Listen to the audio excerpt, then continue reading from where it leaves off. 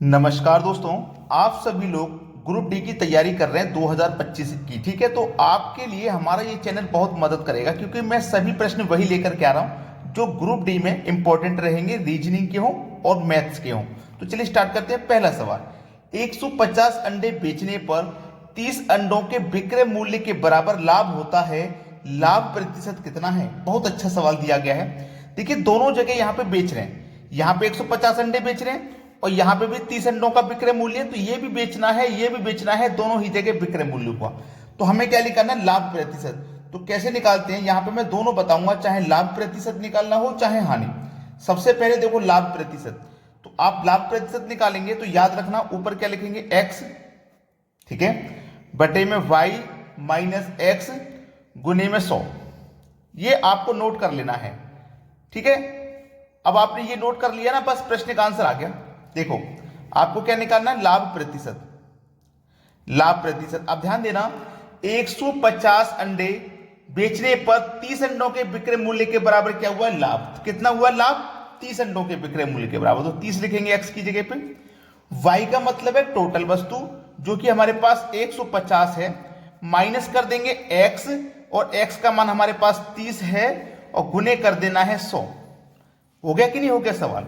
ऊपर देखो 30, 150 में से 30 जाएगा तो बचेगा 120 गुने कितना है? 100।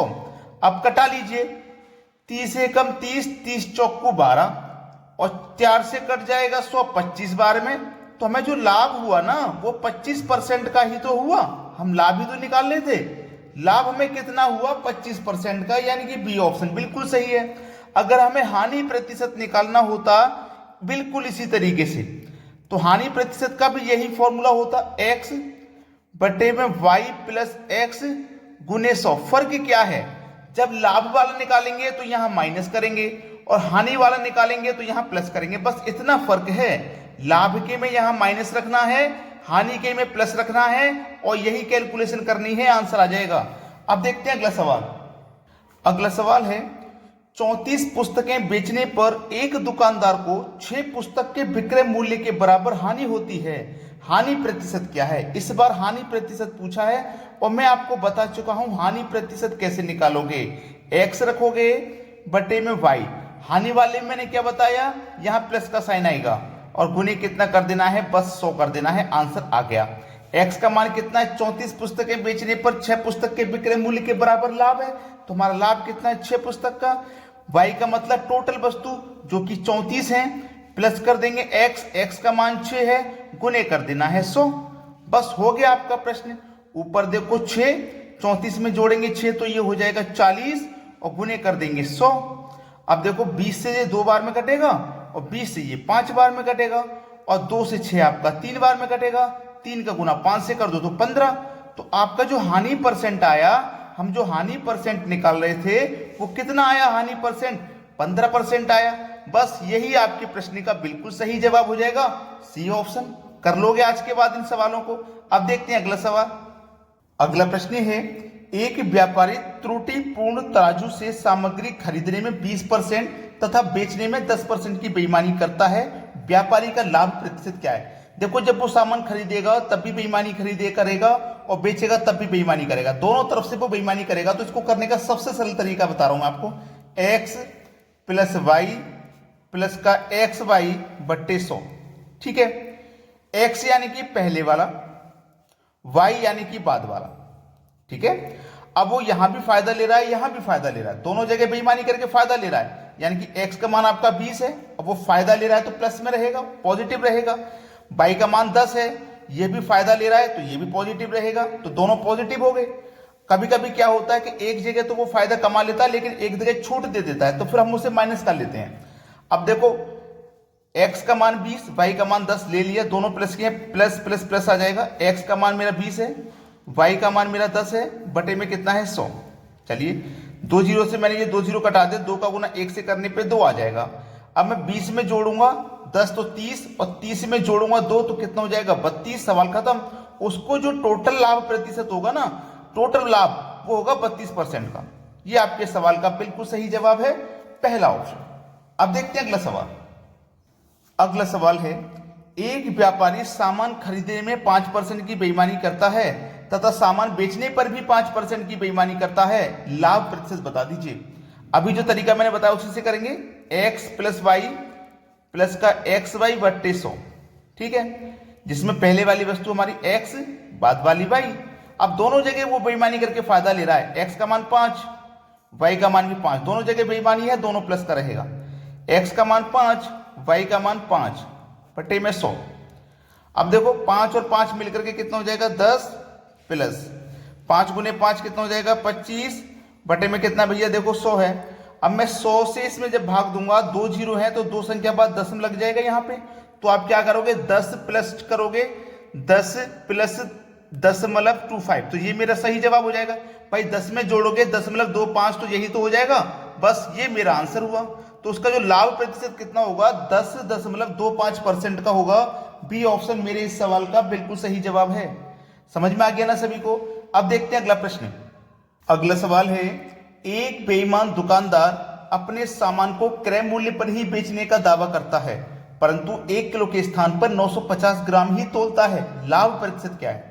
भाई देखो, दुकानदार क्रय मूल्य पर बेचने का दावा करेगा तो उससे तो कोई फायदा होगा नहीं, तो वो क्या करेगा तोल के साथ बेईमानी करेगा। 1 किलो के स्थान पे वो 950 ग्राम तोलेगा, यानी कि 50 ग्राम कम तोलेगा। तो इसको करने का वही फॉर्मूला मैं आपको बता रहा हूं, त्रुटि या लाभ, जो भी आपको निकालना हो, त्रुटि मतलब कमी या लाभ, जो भी निकालना हो, तो आपको सबसे पहले तो त्रुटि लिखनी है, ठीक है, बटे में लिखना है तोली गई माप, तोली गई माप, ठीक है, गुने कर देना है 100 से, ठीक है। अब देखिएगा 1 किलो में कितने ग्राम होते हैं 1000 ग्राम, ठीक है। उसे 1 किलो में मतलब 1000 ग्राम तोलना चाहिए था, उसने तोला कितना 950 ग्राम, तो कितने की बेईमानी उसने कर ली 50 ग्राम उसने कम तोला है ना। त्रुटि यानी कि कमी उसने 50 ग्राम की, तो 50 आ जाएगा ऊपर, 50 की त्रुटि की है।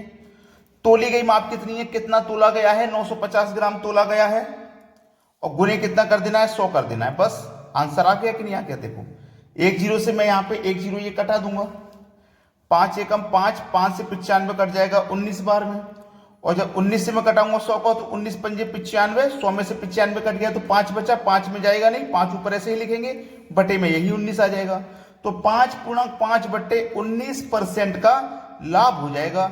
ये इस सवाल का बिल्कुल सही जवाब है। समझ में आ गया ना सभी को। अब देखते हैं अगला सवाल। अगला सवाल है, 20% की दर से 2 वर्षों का प्राप्त चक्रवृद्धि एवं साधारण ब्याज का अंतर कितना होगा यदि मूलधन 5000 रुपए हो। 2 वर्ष का पूछा है। देखिएगा ये अंतर वाला क्वेश्चन, साधारण ब्याज और चक्रवृद्धि ब्याज का अंतर वाला क्वेश्चन या तो 2 वर्ष के लिए आता है या 3 वर्ष के लिए।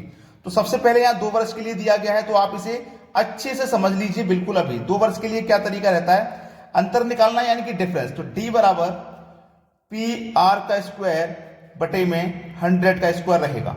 ये फॉर्मूला अगर आपने नोट कर लिया अभी के अभी सवाल खत्म। 2 वर्ष का चुटकियों में निकाल दोगे इस फॉर्मूले से, ठीक है। चलिए डिफरेंस निकालना है ना, डिफरेंस P फॉर प्रिंसिपल जो कि 5000 हमें दिया गया है तो हम 5000 लिखेंगे। R फॉर रेट, रेट 20% का है, 20% का रेट है, 20 का स्क्वायर हो रहा है तो 20 का स्क्वायर कर देंगे मतलब 400, और 100 का स्क्वायर कर देंगे मतलब 10,000। बस इसको आप सरल कीजिए, 2 जीरो से तो ये 2 जीरो कट जाएंगे और 2 जीरो से आपके ये वाले 2 जीरो कट जाएंगे। 50 गुना 4 से करोगे तो 200 हो जाएगा। तो डिफरेंस कितना निकल के आ गया भाई 200 रुपए का। ये आपके सवाल का बिल्कुल सही जवाब हो जाएगा। क्लियर हुआ ना। तो 2 वर्ष का आप आसानी से निकाल लोगे अंतर। अब देखते हैं 3 वर्ष का। अगला सवाल है 5000 रुपए की राशि पर 10% की ब्याज की दर से 3 वर्ष का प्राप्त चक्रवृद्धि ब्याज एवं साधारण ब्याज का अंतर कितना होगा। अब देखो 3 वर्ष के लिए आ गया प्रश्न, 2 वर्ष के लिए तो आप सीख चुके, 3 वर्ष के लिए भी मैं आपको लिखवा रहा हूं फॉर्मूला, डिफरेंस बराबर पी आर का स्क्वायर बटे में 100 का स्क्वायर। ये मैंने लिखवाया था जब 2 वर्ष का बता रहे थे, लेकिन जब हम 3 वर्ष का निकालते हैं ना तो इतना होता है शामिल। अब इसमें थोड़ा सा और होता है, इनटू में 300 प्लस आर बट्टे 100। अब ये 3 वर्ष के लिए हो गया। इसको नोट करोगे ना तो आपको याद रखने में भी आसान होगा, क्योंकि आधा फॉर्मूला तो वही है जो 2 वर्ष के लिए था, बस इतना जोड़ोगे तो 3 वर्ष का निकल के आ जाएगा। क्या करना है, डिफरेंस निकालना है। निकाल लीजिए। डिफरेंस बराबर पी फॉर प्रिंसिपल जो कि 5000 है, 5000 लिखेंगे।